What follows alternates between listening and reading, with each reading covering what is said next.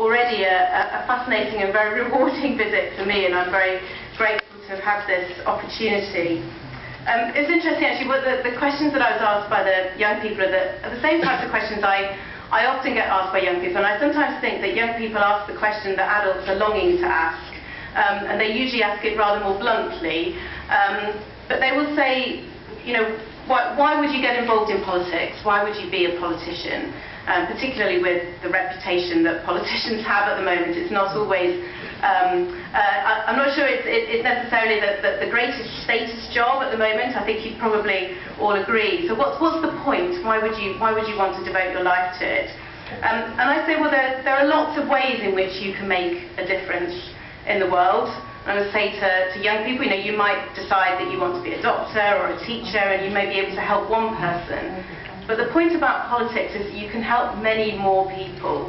And often that one person who has that problem, you'll find that problem everywhere. Lots of people will have the same problem. And politics is the only way in which you have that opportunity to change the system, have the opportunity to prevent something happening to other people coming after them.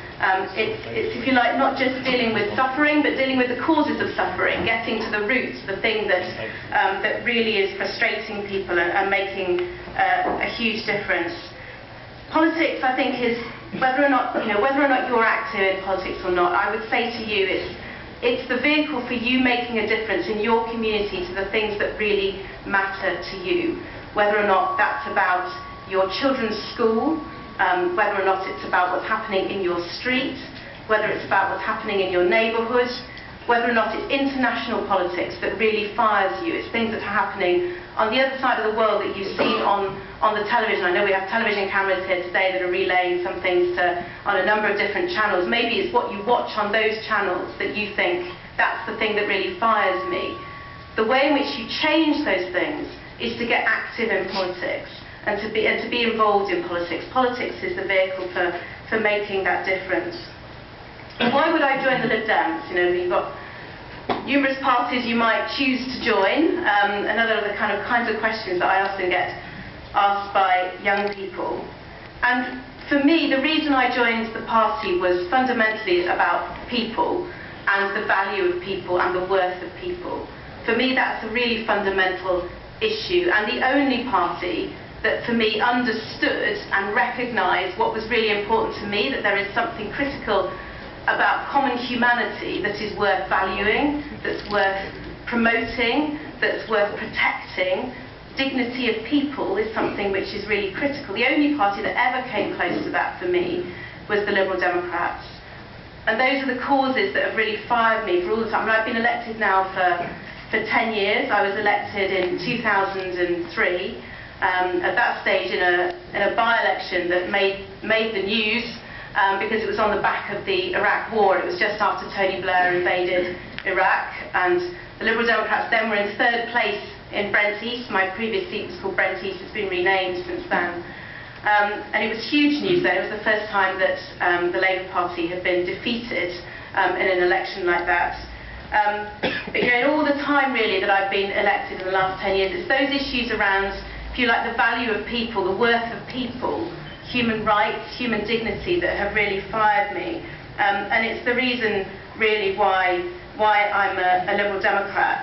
And what I thought I'd do just for a few minutes, I think we've got some more time after that, but I thought I'd tell you about some of the issues that have been really important and dear to me in that time that I've fought for and I think I've made a difference for. Mainly to try and persuade you that getting involved in politics, if you're not already involved, is really worthwhile, and that you personally can make a difference to the causes that you care about. It's not just about politicians doing it, but that you really genuinely can make a difference. And so I thought I'd just tell you about some of those issues that really matter to me. Harris mentioned the first one I wanted to talk about actually, which was about detention of children in the immigration system. It is almost inconceivable to think now that in the last 5 years of the previous government, the previous Labour government, over 7,000 children were imprisoned in immigration detention centres who had committed no crime whatsoever. And they were held there sometimes for only a few days, but sometimes for weeks, sometimes for many months. And often people were picked up and their whole families were detained. They may detain for some period of time, not knowing when they'd be released, and then released again back into the community and then detained all over again. And the damage that was done to those young people in terms of their self-esteem, their psychological makeup, their mental health, their aspirations, their confidence, their schoolwork, the damage that was done to them was enormous. And there were many different reports that demonstrated this, that this was huge. It was really devastating for families. And it was an issue I felt very strongly about. I represent the most ethnically diverse constituency in the country. I knew people whose families had been detained in immigration detention centres. This was an issue that I felt really strongly about. You know, we can't just automatically detain children as a route to try and deport their parents. It's simply not acceptable, especially given the damage that it does to children. So I got involved in campaigning on this issue in opposition, making common cause with Citizens UK, and of course some of you may know about Citizens UK, but Citizens UK are an organisation that work with local mosques, and they work with local churches, and they work with many local voluntary organisations to try and campaign on issues that matter in their local area. And they got very involved in lobbying senior politicians. And then when I was first appointed as a Minister for Children and Families in the Department for Education, it was a really important issue I felt that we should deliver on that pledge. It had been a part of our manifesto and I wanted to see us deliver. So I suppose one of the things I'm most proud of really is in my time in government is that I was the minister that fought to do that and delivered that. And now we no longer routinely pick up families and detain children en route to be deported. It doesn't happen like that anymore. We changed that policy. That was something I fought for in opposition, and it was something I was able to deliver in government. But that wasn't just about me. That was about all the different people who campaigned to make that possible. It was the people who lobbied their MPs, who made sure that every party considered this was important, that really lobbied my party to make sure that we made sure it was an absolute priority. So it was ordinary people who were involved in delivering that pledge. And then you'll hear from the Deputy Prime Minister later, and I worked incredibly closely with him to negotiate that. It's one thing to say that you want to do something. Believe me, in government it's often a whole lot more difficult than that. And we had to fight extremely hard inside government to make sure that that was delivered and that we were able to end that practice. And it was something that we were able to do. And the second thing I want to talk about, which has been a really important cause for me, is around education and making sure that children and young people all have opportunities to fulfil their potential. It's staggering really still that in this country the greatest predictor of how well you will do at school remains your parents' income. And it's a shocking statistic. And it's something that I think it's a matter of shame for us, and to think that in this country that is still the case. And for many children, how well they will do later in life is almost already determined before they reach 3. So a bright child from a poor area in my constituency begins to fall behind a child born a couple of miles down the road at a very, very young age indeed, long before they begin school. Now, you might wonder why somebody like myself would take such an interest in this. I mean, I'm a kind of classic middle-class girl. I went to Cambridge. I got A grades at A level. Why would this matter to me? Well, it matters to me partly because my educational background is a bit odd, probably. I was very, very sick when I was a teenager, and I missed 4 years of school. I spent most of my teenage years in a wheelchair, in and out of hospital, so I missed just loads and loads of schooling. It was one of those things I had to admit to when I was first an education minister. One of the first things they ask you when you first start as a minister is, where did you go to school? And I had to admit that I had a slightly strange background, a rather unusual background. But it gave me an insight, I think, into what it's like to fall behind, and what it's like for things not to go well for you, to really struggle at school. And although I was very academically bright and very keen on school, things were not always straightforward for me. And I had a sense of what it's like to be an outsider. So these issues have really fired me in my political career. It really matters that you give young people the opportunities that they deserve. So in opposition, I campaigned very hard to make sure that something was key in our manifesto is a policy called the pupil premium, and some of you will have heard of it. And it's a policy of making sure we have extra money at school for those schools who take children from the most deprived backgrounds, and that extra money pays for all sorts of things: extra help, extra classes, after school activities, and we know that that will make a difference to those children in terms of how well they get on. And lots of other things that I was involved with as well inside government. There were things that I campaigned for in opposition, things I was able to deliver when I was in government, and I know will make a big difference to young people's lives. But perhaps the issue I'm most proud of is probably not the thing that I did in government. I mean, I was in government for 2.5 years. I'm now a backbencher again. But the thing in the last 10 years that I'm most proud of was the campaign that I worked on Guantanamo Bay. I had 2 constituents who were in Guantanamo Bay, and that was how I got involved, really, in this campaign. It was about families coming to see me to talk about their relatives.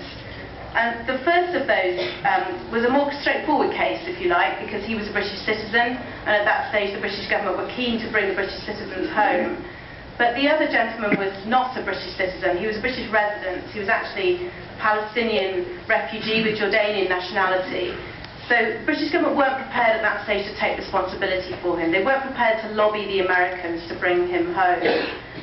And I got very emotionally close to the family. I got to know the family very well. He had 5 British children, one of whom had never met her father, because when he was arrested, he'd been on a brief business trip to Africa.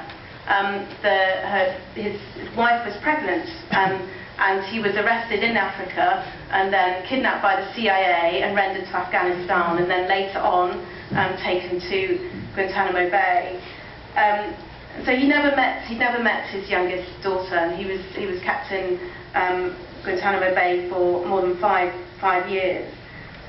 So it was an issue I became very impassioned about. I mean, it kind of almost took over my life, actually.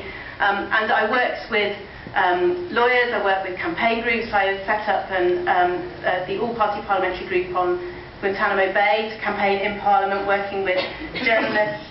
But also we worked very closely with local people. So we had local people in the constituency who ran petitions, who came and lobbied Parliament, a local paper who ran a huge campaign.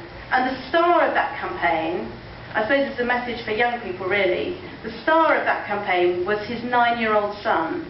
His 9-year-old son, Anas, was the one who really set that campaign alight. And he wrote letters to Tony Blair and then later to Gordon Brown.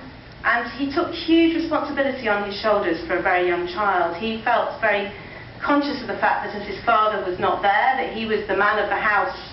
And he really campaigned and led that campaign in a phenomenally courageous way. And it was his school friends who came and stood in the vigil outside 10 Downing Street, holding the candles. It was him who did a lot of the interviews with both national journalists and local journalists. It was local journalists who kept that campaign alive.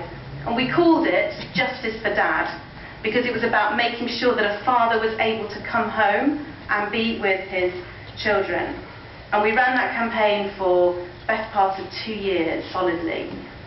And I still remember the moment when, at that stage, David Miliband was Foreign Secretary, and I still remember the moment when he phoned me.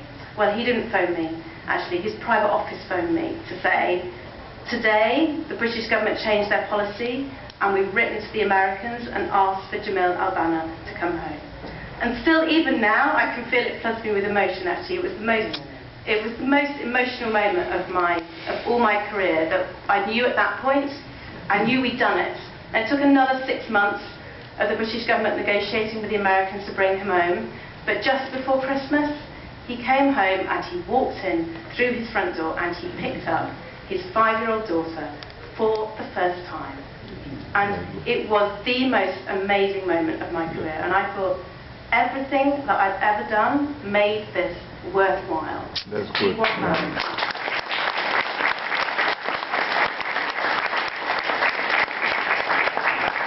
And I tell you that story really because it's a story not just about what elected politicians can do.